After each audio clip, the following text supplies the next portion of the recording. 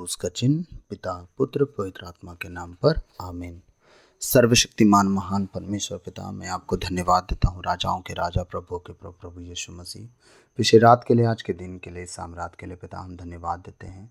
जितने आज आपके बेटे बेटी प्रभु आज का वचन सुनने वाले, उनके जीवन के लिए, उनके घर परिवारों के लिए, उनके शरीर प्राण आत्मा मन विचार और हर एक कमी घटी के लिए प्रार्थना करता हूँ। प्रभु आपने कहा है तुम्हारी कमी घटी को मैं महिमा सहित पूरी करूंगा। प्रभु उनकी कमी घटियों को महिमा सहित पूरी करें परमेश्वर। ओ पिता, मैं प्रार्थना करता हूँ उनके जीवन की सारी निर्बलता दुर्बलता कमी कमजोरियों को दूर करके बलवंत बनाइए परमेश्वर। अपने हाथों हाथ उठा के लिए चलिए, कभी उनके पैरों को पत्थर से चोट ना लगे परमेश्वर। पिता मैं प्रार्थना करता हूँ आपकी दया उन्हें कवर करे, आपके अनुग्रह की दृष्टि उन्हें सील करे। पिता मैं धन्यवाद देता हूँ प्रभु, मेरे मुख पर भी पैरा बिठाइए, मेरे होठों के द्वार की रखवाली कीजिए। आज बोलने वाला मैं नहीं वरन आप स्वयं मुझ में होकर अपने वचनों के द्वारा पिता बातचीत करिए, ताकि आज का एक एक वचन उनके जीवन में 100 गुना फलों को लाए और अपना जीवन अपने अनुसार नहीं, आपकी आत्मा के अनुसार, आपके कहे अनुसार, आपके वचन के अनुसार जीने वाले बने, इस योग बनाइए।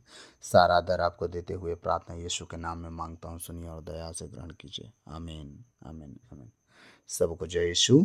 मैं आशा करता हूँ आप सब आनंदित होंगे, खुश होंगे और प्रभु में बढ़ बढ़ रहे होंगे। और मैं ये तो नहीं कहता मैं बहुत कुछ सिखा पा रहा हूँ, लेकिन मैं चाह रहा हूँ कि इतने कम समय में जो बता पाऊँ वो काफ़ी हो। और एक तरह से मैं ये कहना चाहता हूँ कि आप वचन को पढ़ते समय भूल जाते हैं तो समझिए मैं याद दिला रहा हूँ आपको, है ना। यही समझ के सुनिए, क्योंकि आने वाले समय में जब हम इस वचन को पढ़ते जाएंगे पढ़ते जाएंगे पढ़ते जाएंगे, जब हम पत्रों को पढ़ेंगे जो पौलुस ने लिखा है, तब हमें याद आएगा कि हाँ यीशु मसीह ने क्या कहा और पौलुस क्या समझा रहा है। ठीक है, तो बहुत अच्छी बातें आपको समझने को मिलेगा, क्योंकि बहुत लोग ऐसे हैं जो सुसमाचार को सुन सुन के मतलब हाँ ठीक है ऐसे लगता होगा, लेकिन आने वाले समय में ऐसा नहीं लगेगा। आपको भेद की बातें बहुत अच्छे से मिलेगी और मैं थोड़ा ज़्यादा समय ले सकता हूँ आने वाले समय में। तो अभी कम समय में आपको मैं थोड़ा सा आपके कानों को ढीठ कर रहा हूँ मुझे सुनने की आदत दिलाने के लिए, तो क्षमा चाहूँगा अगर मैं इधर उधर की बातें अगर ज़्यादा कर दिया होगा तो। आइए, मैं एक प्रभु का दिल में बहुत अच्छा गीत मेरे जीवन में बहुत वो मुझे ब्लेसिंग का कारण बना है मेरे लिए, वो भजन वो गीत। तो मैं एक गीत गाना चाहूँगा छोटा सा एक लाइन का, और फिर हम वचन में जाएंगे। बदन था टूटा हुआ, बंधनों से जकड़ा था मैं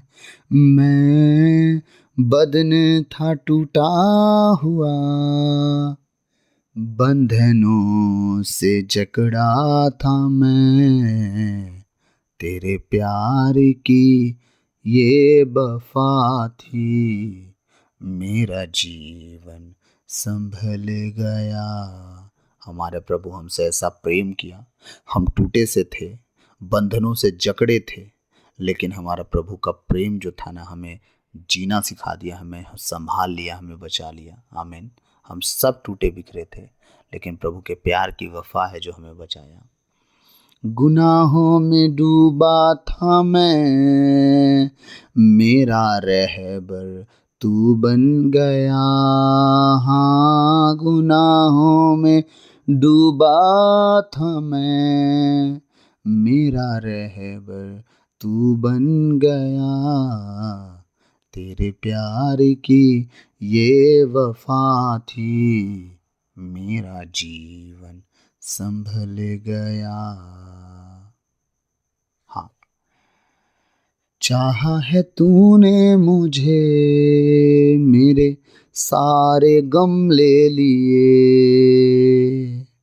चाहा है तूने मुझे, मेरे सारे गम ले लिए, बख्श दिए तूने सारे मैंने गुनाह जो किए, बख्श दिए तूने सारे मैंने गुनाह जो किए।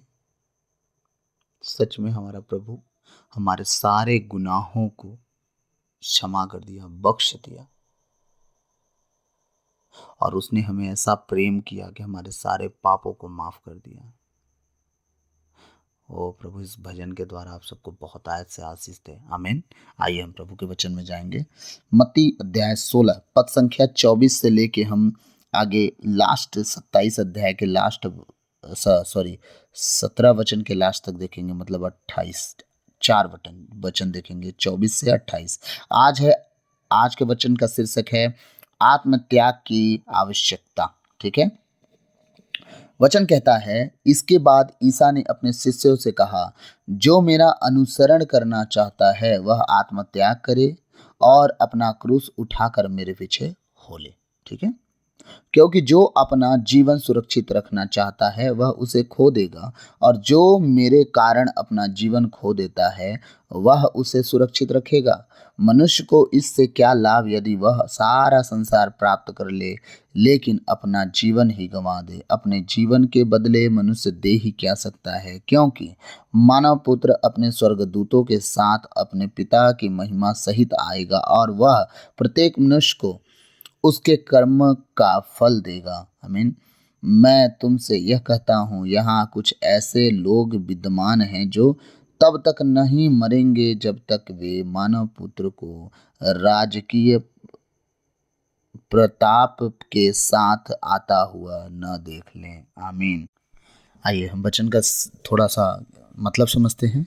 इसके बाद ईसा ने, 24 वचन कह रहा है, ईसा ने अपने शिष्य से कहा, जो मेरा अनुकरण करना चाहता है वह आत्मत्याग करे और अपना क्रूस उठाकर मेरे पीछे हो ले। जो यीशु मसीह के साथ जीना चाहता है, उनके साथ चलना चाहता है, उनका बात मानना चाहता है, तो उसको एक चीज करना पड़ेगा। यीशु कह रहे हैं वो अपना आत्मत्याग करे। ठीक है, आत्मत्याग का मतलब जो उसकी इच्छाएं हैं उसे त्यागे, वो जो उसकी लालसा है उसे त्यागे वो। अब वो आत्मत्याग मतलब वो अपना खुद का त्याग कर दे, अपने मन की इच्छाओं को खत्म कर दे, अपनी ज़रूरतों को खत्म कर दे। यीशु मसीह की ज़रूरतें क्या थी दुनिया में, उसके लोगों के लिए क्या इच्छा थी उसकी, और उसकी आत्मा क्या चाहती थी लोगों के लिए, वो सारी चीज़ें वो तैयारी करे अपना। जो यीशु मसीह के पीछे चलना चाहता है वो क्या करे, खुद का त्याग कर दे, आत्म त्याग कर दे, और अपना क्रूस उठाकर मेरे पीछे हो ले। अब वो अपना क्रूस उठाकर, आपका क्रूस क्या है? आप कहेंगे कि हाँ, हमारा क्रूस हमारे जीवन की समस्याएं हैं, परिस्थितियां हैं, हमारे जीवन की कमी कमजोरियां हैं। नहीं, ये कमी कमजोरियां यीशु मसीह की ओर से नहीं आए हैं। अगर आप तक यही समझते थे कि आपका क्रूस आपके जीवन की आपकी चिंताएं हैं, आपकी कलिसियाएं हैं, सॉरी, आपकी ज़रूरतें हैं, हाँ, तो ये आपका क्रूस नहीं है। क्योंकि प्रभु ने कहा है, वादा याद रखिएगा, और वो आपको ना दुख होने, अब ये बताइए, आप अपना बच्चा पैदा करते हैं कि पूरी ज़िंदगी तो स्ट्रगल करते रहना? हाँ, ज़िंदगी का तो नाम है उतार चढ़ाव लगे रहता है, कभी ऊपर कभी नीचे। हैं, ये दुनिया का कहावत है, संसार का कहावत है, ताकि अब उसमें फंसे रहो। यीशु मसीह का कहावत ऐसा नहीं। यीशु मसीह का कहावत ये है कि प्रभु तुम्हें दोपहर के धूप में जिस तरह सूरज की रोशनी दोपहर तक तेज होती जाती है, तुम्हारा भी प्रकाश ऐसे ही चमकेगा। ठीक है, आप अपने बच्चे को स्ट्रगल करने के लिए नहीं बुलाए हैं, आप अपने बच्चे को दुख झेलने के लिए धरती पर नहीं बुलाए हैं। तो जब आप सहज इंसान होके, पापी होके, हम अपने बच्चों को दुख झेलने के लिए धरती पर नहीं बुलाए, तो हमारा जो भला पिता है वो क्या हमें दुख झेलने के लिए धरती पर बुलाया है? नहीं। आपने कभी सुना इजरायलियों के साथ क्या हुआ? आपको मालूम है, जब भी इजरायली दुनिया लड़ती है तो क्या होता है, इनकी इकोनॉमी गिरती है, उनका खाना पीना, उनका कमाई का जरिया, उनका पैसे, सब कुछ डाउन होता है। ठीक है, लेकिन इज़राइल जब भी लड़ता था, परमेश्वर से पूछ के जाता था, लड़ाई करता था, ना लोग मरते थे, ना वो घटी में होते थे, इतना लूट का माल लेके आते थे कि वो अमीर हो जाते थे। इजरायली लोग इतना लूट, लड़ के लूट लेके आते थे भाई, वो खाए भी नहीं मरते थे लड़ाई में, उनके लोग तक नहीं मरते थे। दाऊद की लड़ाई में लोग मरते तक नहीं थे, और वो लूट लेके आते थे। 3 दिन 4 4 दिन इतनी सेना हो के भी लूट बटोरती थी और बटोर ना पाती थी। सोच के देखिए, जब लॉस, जो बॉडी वहां पड़ी रहती थी, बदबू आना शुरू होता था तो लोग लूट लेना छोड़ देते थे, बिन्ना लूट बिन्ना तक छोड़ देते थे। उन दिनों में ये चलता था। तो ये अपना सोचे कि लड़ाई लड़ने के बाद भी जिस तरह आज कमी घटी होती है, उस दिन कमी घटी होती रही होगी। कोई कमी घटी नहीं होती थी इजरायलियों को। तो आपका क्रूस ये नहीं है कि आपके जीवन की तकलीफें आपका क्रूस बनी फिर रही हैं। तकलीफों को परमेश्वर ने नहीं दिया, तकलीफों को आपने खुद निमंत्रण दिया है अपने जीवन में, अपने घर में, अपने परिवार में। आपने उस तकलीफ को बुलाया है अपने शब्दों के द्वारा, अपने कर्म के द्वारा, अपने चाल चलन के द्वारा, अपने जीवन की परिस्थितियों के द्वारा। तकलीफ, परमेश्वर कह रहा है दुख तेरे डेरे के निकट नहीं आएगा, तेरे दरवाजे के आसपास दुख कभी भटकेगा नहीं। वो परमेश्वर की ओर से नहीं, हो तो वादा किया इन चीजों से तुम बाहर हो। वो तो सबसे पहले वो कह ही दिया है, तुम सबसे पहले मेरे राज और धार्मिकता की खोज में लगे रहो, दुनिया की सारी चीजें तुम्हें यूं ही मिल जाएंगी। उसके लिए तुम्हें मेहनत नहीं करना पड़ेगा, दुनिया की चीजें तुम्हारे पीछे आएंगी। तो वो तुम्हारा दुख कहाँ से हुआ? आपका क्रूस क्या है मालूम है? आप जिस अपने जगह पे जिस चीज से सबसे ज्यादा प्रेम करते हो और उसमें फंसे हुए हो, उससे निकलना मुश्किल है, उस चीज को छोड़ के यीशु मसीह के पीछे चल जाना, वो आपका बहुत बड़ा क्रूस है। आज हम सबसे ज्यादा फंसे किस चीज में हैं? अपने घर में, अपने परिवार में, उन चीजों में जो चीजें हमें कभी परमेश्वर से मिला नहीं सकती, उन चीजों में फंसे।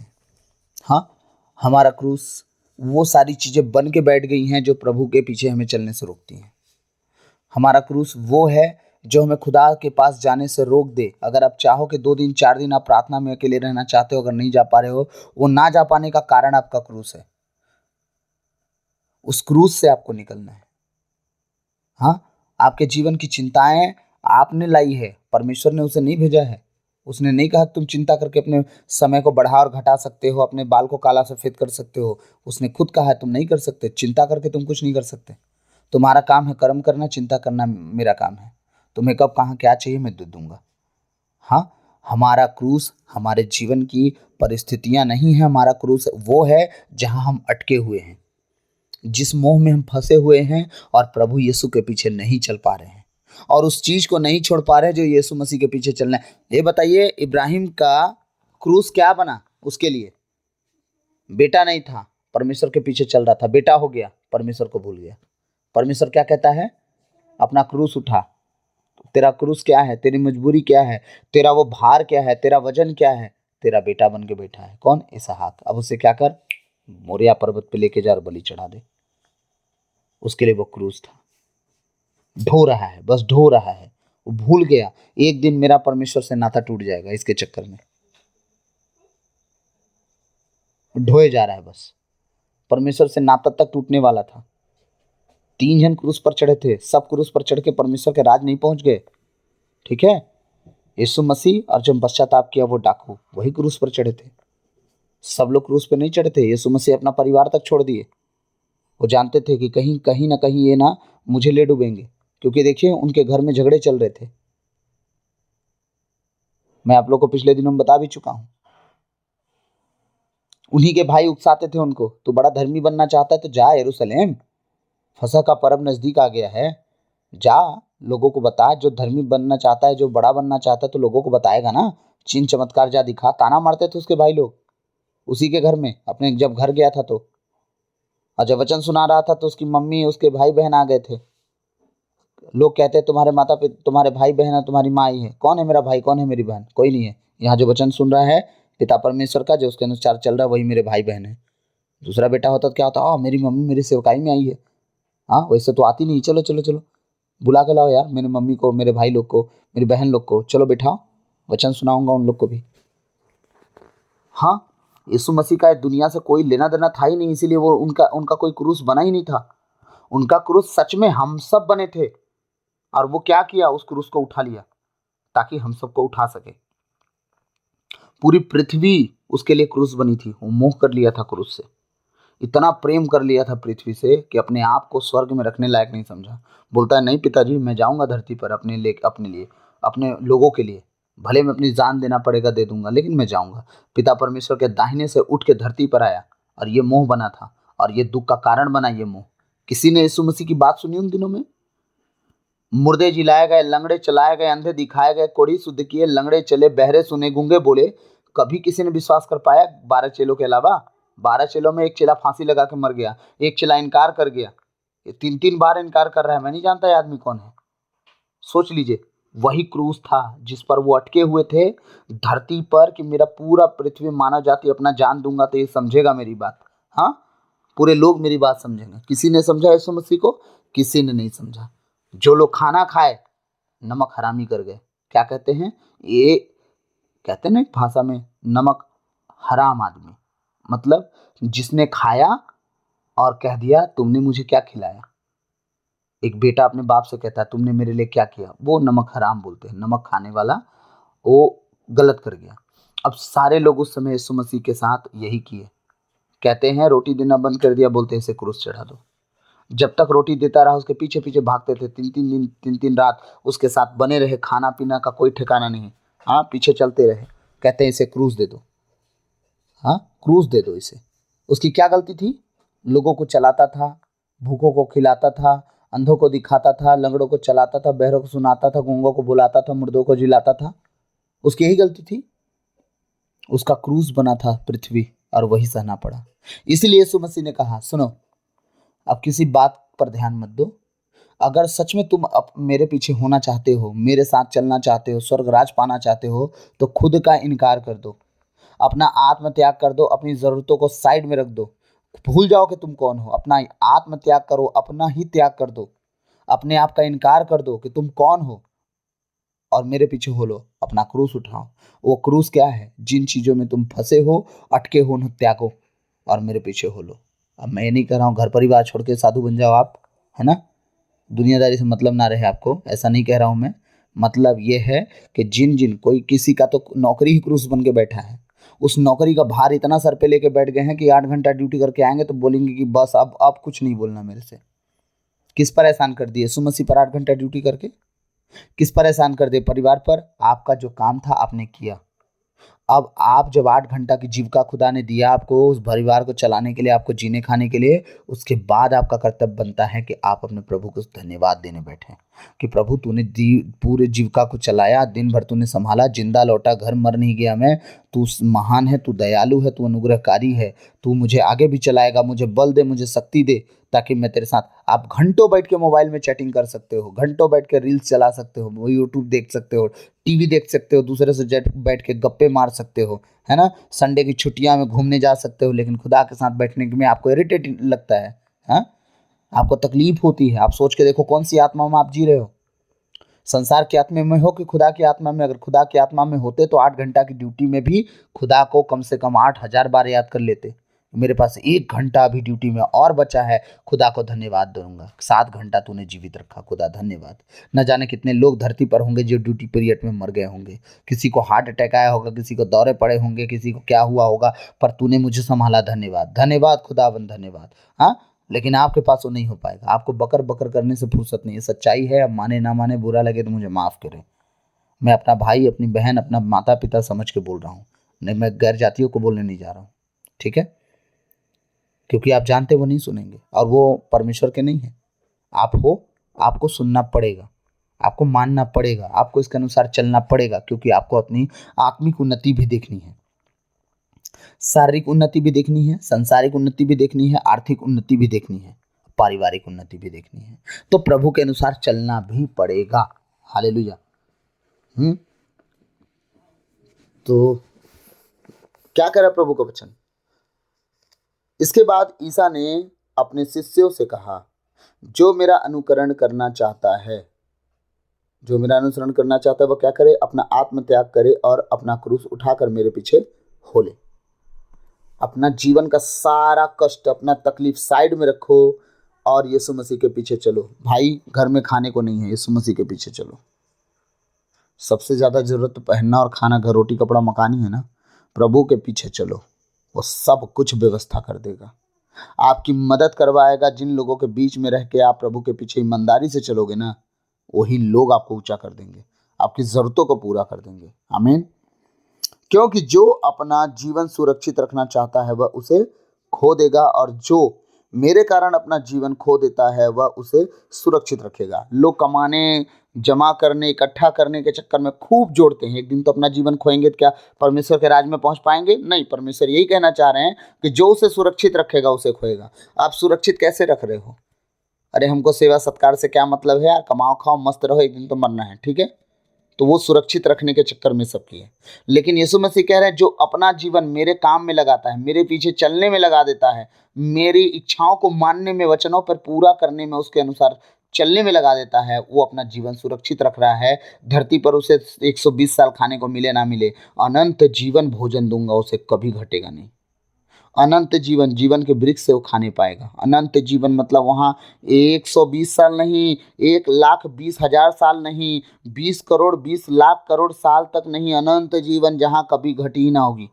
ना आपको दाग लगेगा, ना झुर्री लगेगी, ना आप काले पड़ेंगे, ना गोरे पड़ेंगे, आप महिमा में हो जाएंगे।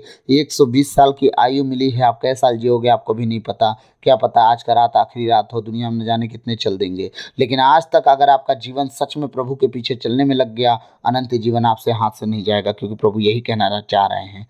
क्योंकि जो अपना जीवन सुरक्षित रखना चाहता है वह उसे खो देगा। दुनिया में न जाने कितने लोग हैं जो दावा करते थे कि हम नहीं मरेंगे। माइकल जैक्सन, दुनिया का सबसे बड़ा पॉप डांसर, वो कहता था मुझे तो ईश्वर भी नहीं मार सकता। दुनिया के बेस्ट डॉक्टरों को हायर करके रखा था, 40 साल के अंदर मर गया वो, लगभग जवानी में मर गया कैंसर से। क्या कर लिया वो? अरे बहुत गवाहियां हैं, बहुत लोग जो ऐसे थे जो कहते थे कुछ ना होगा। टाइटैनिक जहाज को कहता है, उसका मालिक कहता है इसे तो खुदा भी नहीं डुबो सकता, पहले दिन की यात्रा में डूब के मर गई टाइटैनिक जहाज। कुछ समझ में आ रहा है? जो अपना जीवन सुरक्षित रखेगा, अपने घमंड में रहेगा और परमेश्वर से नाता तोड़ेगा, हाँ, वो ऐसे निपट जाएंगे। लेकिन प्रभु कह रहे हैं जो मेरे कारण अपना जीवन देता है वह उसे पूरी रीति से सुरक्षित रखेगा, पूरी रीति से। यीशु के पीछे चलने में, सुसमाचार को फैलाने में, सेवा करने में, कलीसिया में, बाहर में, घर में, जैसे भी यीशु मसीह के वचन के अनुसार आप चलने वाले अगर व्यक्ति हो, तो आप अपने जीवन को सुरक्षित कर लिए हो। आने वाले भविष्य में, आने वाले दिनों में आप बहुत आत्मिकता में और परमेश्वर के राज में भी बड़ा आनंद पाने वाले हैं। आमीन। मनुष्य को इससे क्या लाभ यदि वह सारा संसार प्राप्त कर ले, लेकिन अपना जीवन ही गंवा दे। अपने जीवन के बदले मनुष्य दे ही क्या सकता है? आज हर एक मनुष्य अपने जीवन को गंवा रहा है और सोचता है कि धरती का धन संपत्ति मेरे लिए सब कुछ है। और परमेश्वर का वचन क्या कह रहा है? ठीक उसके विपरीत। तो कह रहा है कोई लाभ नहीं। तुम पूरी जगत को कमा लो, पूरी संपत्ति को कमा लो, पूरा तुम्हारे पास 3 टन सोना हो जाए, 3,000 किलो बोले तो 30 कुंटल, ठीक है, 30 कुंटल सोना हो जाए, और 500 के नोट की गड्डी, घर में 3 ठो रूम फुल हो जाए, हैं, सब हो जाए। अब तुम 4 दिन उस पैसे का लुत्फ उठाओ और 5वें दिन परमेश्वर का आत्मा कह दे कि भैया आज तो तुम निपटने वाले हो, तुम्हारा कहानी खत्म। 5 दिन में क्या आप घर बना पाओगे? आप गाड़ी कितना दिन तक चढ़ पाओगे 5 दिन खरीद के? पहले दिन गए, एक ठो आप BMW, ऑडी, मर्सिडीज जो खरीदे खरीद लिए, रोल्स रॉयस ले लिए, ठीक है, उसको तो बुक करके साल भर में पाएंगे आप। 1 साल के पहले डिलीवरी भी नहीं करेगा रोल्स रॉयस को, ठीक है ना। बहुत सी गाड़ियां हैं जो 1 साल की वेटिंग के बाद मिलती हैं। तो आप 5 दिन में क्या कर लिए? फिर जेट प्लेन खरीद लिए, कुछ नहीं। 5 दिन में ना उस पैसे को यूज़ कर पाए ना सोने को। अब बताइए 5 दिन के अंदर अगर आप मर गए तो उससे क्या लाभ आपको होगा? परमेश्वर यही कहना चाह रहे हैं। हाँ, मनुष्य को इससे क्या लाभ यदि वह सारा संसार प्राप्त कर ले, लेकिन अपना जीवन ही गंवा दे। अपने जीवन के बदले मनुष्य दे ही क्या सकता है? आप बताइए, जब आप मरी गए तो पैसे का और सोना का क्या काम? आप अपने जीवन के बदले क्या दे सकते हैं? कुछ नहीं। उससे बढ़ के कुछ है? कुछ भी नहीं। इंसान को अपनी जान के से बढ़ के कोई चीज़ दे ही नहीं सकता। वो सबसे बड़ा अगर कुछ चीज़ है उसके पास तो उसका जान है। हालेलुया। तो जब आप अपने जान को ही गवा दे रहे हो और कुछ नहीं दे पा रहे हो, तो सोच के देखो उस धन, उस संपत्ति का आपका क्या लाभ होगा जब आप मर ही गए तो। इसलिए मैं आप सबसे विनती करता हूँ, मैं बार बार कहता हूँ, प्लीज़ आप संसार की बातों पर मन लगाना बंद कीजिए। आप धन इकट्ठा करने में, क्योंकि प्रभु ने कहा जो ज़्यादा बटोरा उसका ज़्यादा ना निकला, जो कम बटोरा उसका कम ना निकला। हाँ, इसका मतलब ये है कि आप ज़्यादा बटोरना बंद कीजिए।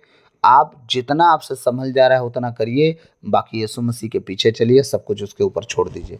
मैं सच कहता हूँ, आपने कम बटोरा होगा तो भी आपका कम ना निकलेगा। आने वाले दिन में जो ज़्यादा बटोरा है उसके बराबर आप मिलोगे। आमीन। आने वाले भविष्य में आप धर्मी जन की संतान, परमेश्वर ने बोला है धर्मी जन की संतान भूल से भी भटकेगी नहीं, वो भलाई की भलाई करती जाएगी और फलेगी फूलेगी, फलवंत होती जाएगी। अगर समझ में ना आ रहा होगा तो स्तोत्र ग्रंथ अध्याय 112 का 2 पढ़ लीजिएगा।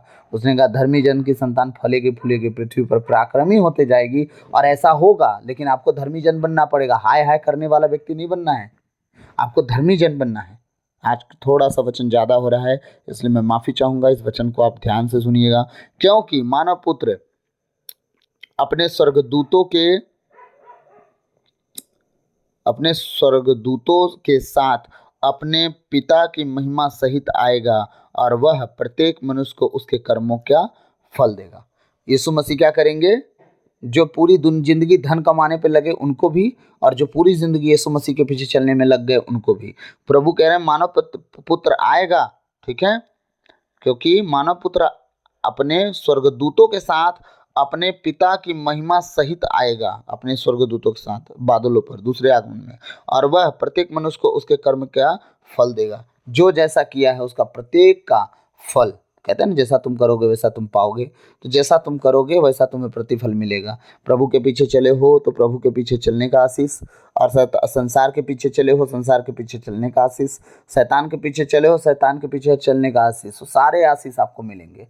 अनंत जीवन का आशीष, अनंत जीवन में सुख शांति, और न दाग न झुर्री न दर्द न तकलीफ न बुखार न जर न पीड़ा न कैंसर बीमारी, लेकिन नरक आग में धधकती हुई दरिया, और आग की दरिया में बहते हैं, डूब के जाना है, और कीड़े न मरेंगे न जलेंगे, आप न जरेंगे न मरेंगे, आप जैसे थे वैसे ही रहेंगे, लेकिन तकलीफ आपको बनी रहेगी।